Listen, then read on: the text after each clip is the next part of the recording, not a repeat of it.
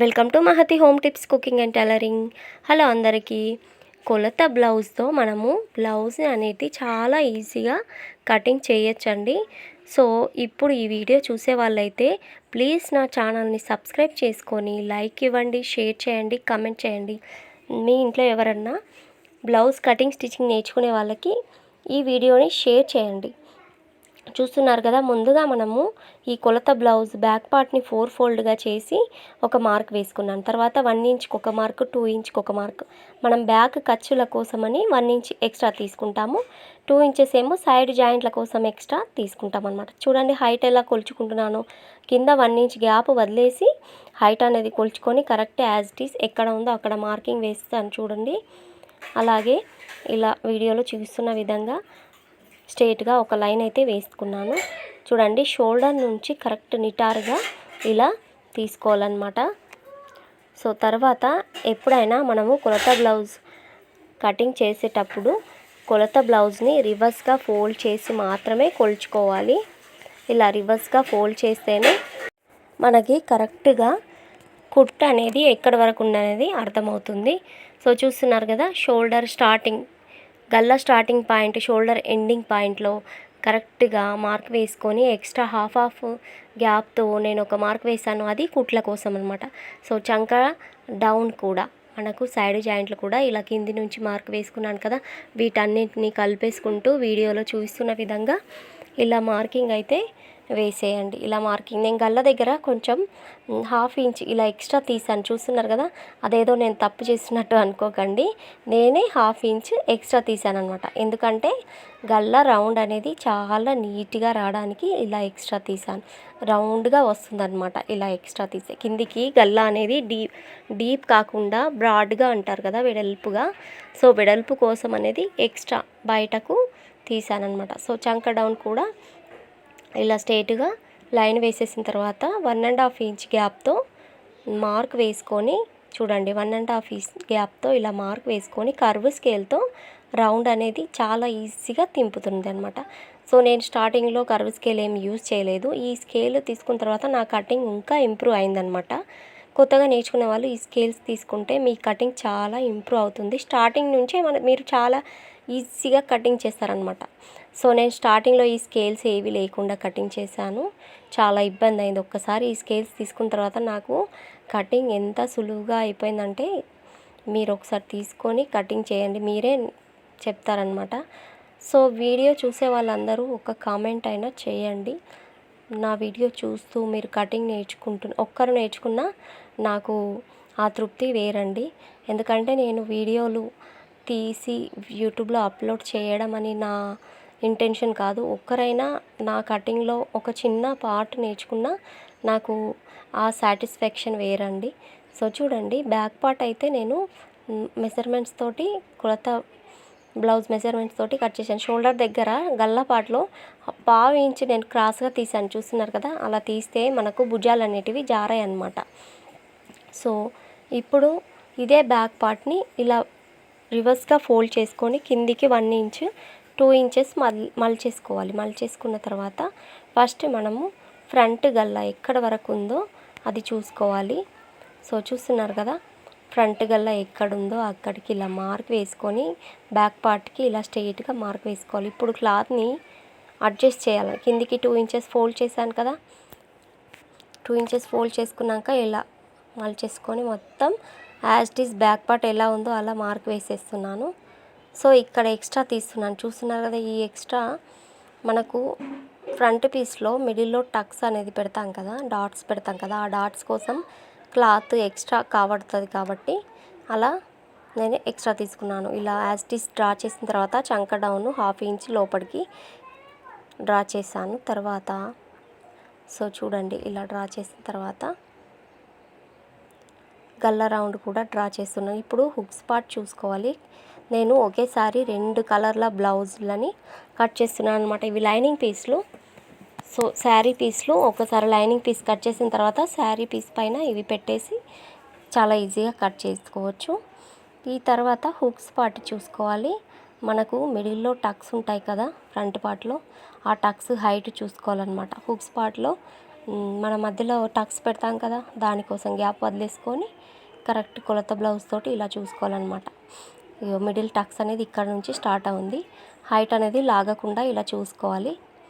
ఇలా హైట్ చూసుకొని ఎక్స్ట్రా ఊట్ల కోసం ఒక మార్క్, ఇలా సైడ్ జాయింట్లు కూడా మధ్యలో టక్స్ ఉంది కాబట్టి మనం ఆ పొడవు అనేది కవర్ చేస్తూ చూసుకొని మార్కింగ్ వేసుకోవాలి. ఇలా మార్కింగ్ వేసుకున్న తర్వాత ఈజీగా కటింగ్ అయితే చేసేయాలి. ఫ్రంట్ పార్ట్ కటింగ్ అయితే కంప్లీట్ అయిపోయింది. చూడండి, 2 బ్లౌజులు కట్ చేస్తున్నాను కాబట్టి నేనైతే ఇలా కదలకుండా పిన్నులు అయితే పెట్టేసుకుంటాను. కొత్తగా నేర్చుకునే వాళ్ళు ఈ పిన్నులు అయితే పెట్టుకోవాలి. సో మన క్లాత్ కటింగ్ చేసేటప్పుడు కదలకుండా ఉంటుందన్నమాట. కన్ఫ్యూజ్ కాకుండా స్టిఫ్గా ఇలా పిన్ పెట్టేసుకుంటే చాలా ఈజీగా కటింగ్ అనేది పూర్తవుతుంది. సో చూడండి, ఫ్రంట్ పార్ట్ అయిపోయింది. ఈ ఫ్రంట్ పార్ట్ అయిపోయిన తర్వాత నేను హ్యాండ్స్ కటింగ్ చేస్తాను. సో ఒక లైనింగ్ క్లాత్ ఎక్కువ ఉంది, ఒక లైనింగ్ క్లాత్ తక్కువ ఉంది, చూస్తున్నారు కదా. సో విడివిడిగా నేను హ్యాండ్స్ అనేటివి కట్ చేస్తాను, చూస్తున్నారు కదా. సో ఇలా తీసుకున్న తర్వాత దీంట్లో హ్యాండ్స్కి అతుకులు అనేటివి పడతాయన్నమాట. సో కొలత బ్లౌజ్ తీసుకొని బ్యాక్ పార్ట్ నుంచి ఇలా పెట్టేసుకుని కరెక్ట్గా హ్యాండ్ కింద రౌండ్ చూసుకోవాలి, హైట్ చూసుకోవాలి. ఎక్స్ట్రా తీసుకొని మనకు చంక ఇక్కడ హ్యాండ్ పైన ఎత్తు ఎంత ఉంటుందో దాంట్లో మనకు తక్కువ ఉంటుందన్నమాట. 1.5 ఇంచ్ 1 ఇంచ్ ఎత్తుని తగ్గట్టు తక్కువ ఉంటుంది. సో ఇలా డ్రా చేసుకోవాలి. చాలా ఈజీ హ్యాండ్ అయితే. సో ఇక్కడ ఎండ్ అవుతుంది హ్యాండ్కి చంక రౌండ్ అన్నమాట, చేతి రౌండ్. సో మనకు అతుకులు అనేటివి పడతాయి. నేను ఇదే క్లాత్ని ఇలా మలుస్తాను చూడండి. ఇలా మలిచేసి అతుకులు అనేటివి ఈజీగా వీడియోలో చూస్తున్న విధంగా కట్ చేస్తాను. దీన్ని పిన్ పెట్టేసి దానికే ఉంచేస్తాను, ఎందుకంటే మనకు క్లాత్ అనేది రివర్స్ కాకుండా ఉండడానికి. సో ఈ హ్యాండ్లో కూడా ఇలా జాయింట్లు ఉన్నాయి కదా, దాన్ని విడివిడి చేసి కదలకుండా ఇలా పిన్ పెట్టేశాను.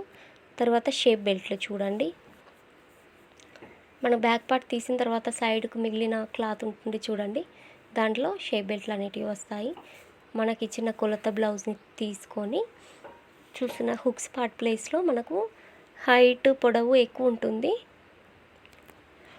మనకు షేప్ బెల్ట్లు 2 సైడ్స్, ఫ్రంట్లో 2 సైడ్స్ ఒకటి ఎక్కువ తక్కువ ఉంటుంది కదా. సో ఇదైతే సమానంగా ఉంది కాబట్టి సో చూడండి, కిందికి 1/2 ఇంచ్ వదిలేసేయాలి, పైన 1/2 ఇంచ్ వదిలేయాలి. అలాగే కరెక్ట్ పొడవు అనేది చూసుకోవాలి. పొడవు చూసుకొని ఇలా ఎక్స్ట్రా ఇలా ఇలా వీడియోలో చూస్తున్నారు కదా. సో ఇలా మార్క్ వేసుకొని షేప్ బెల్ట్లు అనేటివి నీట్గా కట్ చేసుకుంటున్నాను. సో కిందికి కూడా నీట్గా కొంచెం క్లాత్ని తీసేస్తున్నాను, ఎందుకంటే స్ట్రైట్గా ఉండాలి కదా.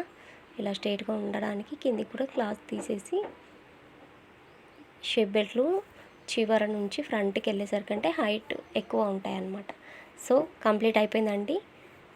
2 బ్లౌజ్లో ఒకేసారి కట్ చేశాను.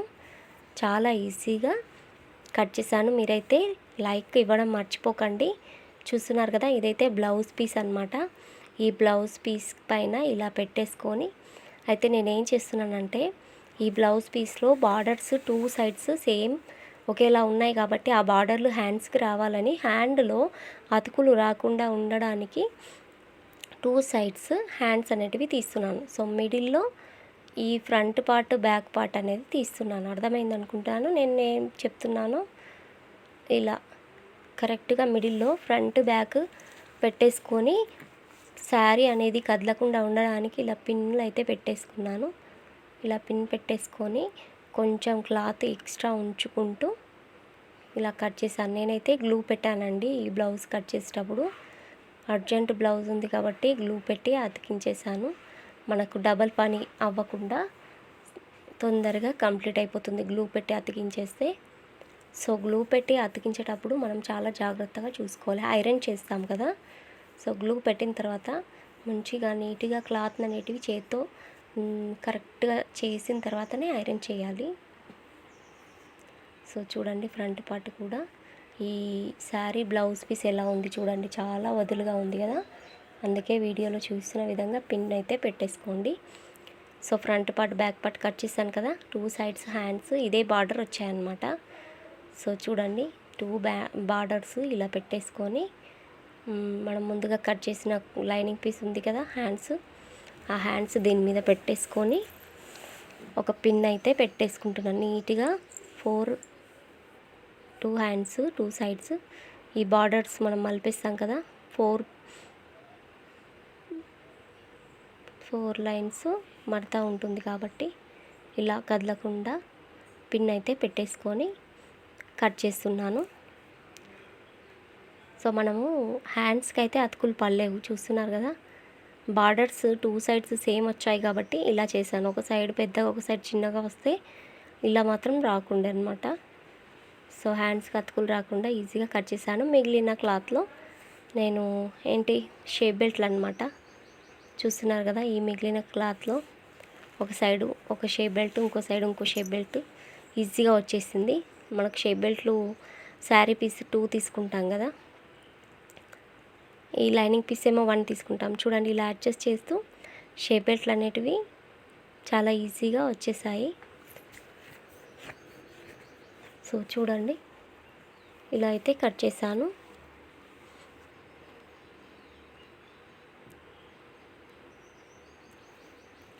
చాలా ఈజీగా కంప్లీట్ అయిపోయింది కదా. ఒక్కొక్కరికి మనం బ్లౌజ్ కటింగ్ చేసిన తర్వాత కూడా బ్లౌజ్ పీస్ పైన లైనింగ్ పీస్ ఎలా అడ్జస్ట్ చేస్తూ కటింగ్ చేయాలనేది అర్థం కాదు. ఈ వీడియో చూస్తే మాత్రం మీకు ఖచ్చితంగా అర్థమవుతుంది. సో మీకు ఏమైనా డౌట్స్ ఉంటే కమెంట్ చేసి అడగండి, నేను నాకు వచ్చిన విధంగా మీకు ఎక్స్ప్లెయిన్ చేస్తాను. చూడండి లైనింగ్ పీస్ తోటి బ్లౌజ్ పీస్ అయితే ఈజీగా కటింగ్ చేశాను. Thank you for watching. Like ఇవ్వండి ప్లీజ్.